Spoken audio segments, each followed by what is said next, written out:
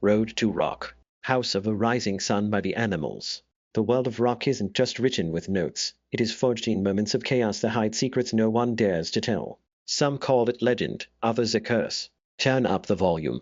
This is Road to Rock, and this is the story of NN. In 1964, a ragged R&B group from Newcastle took an anonymous folk ballad and made it sound like a verdict.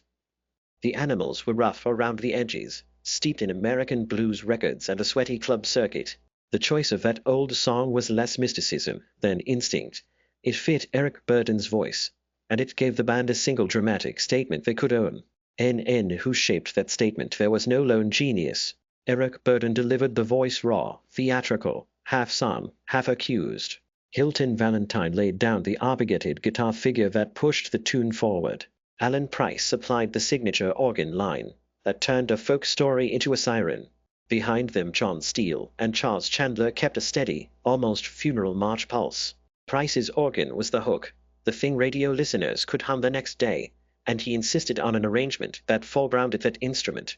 They cut the record in a London studio with producer Mickey Most in early 1964. The session was lean and efficient, a live take, close mics, minimal overdubs. The room was small and focused. Most wanted a single that would grab the radio and not let go.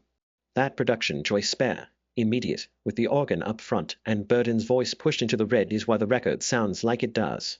Musically, the song lives in a minor key, slow-burning arrangement that borrows the narrative arc of folk and dresses it in electric blues.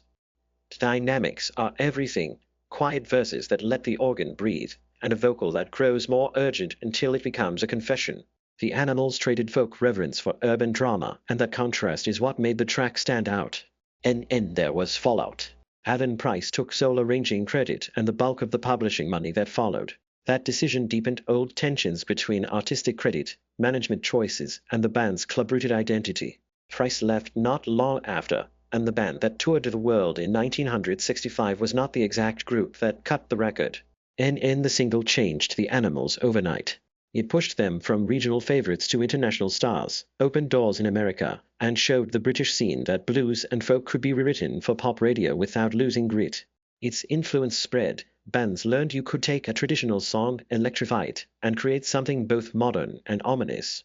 What remains is the recording itself: organ, guitar, voice, and an economy of studio choices that turned a centuries-old ballad into a 1964 rock landmark. Subscribe to the channel and smash that like.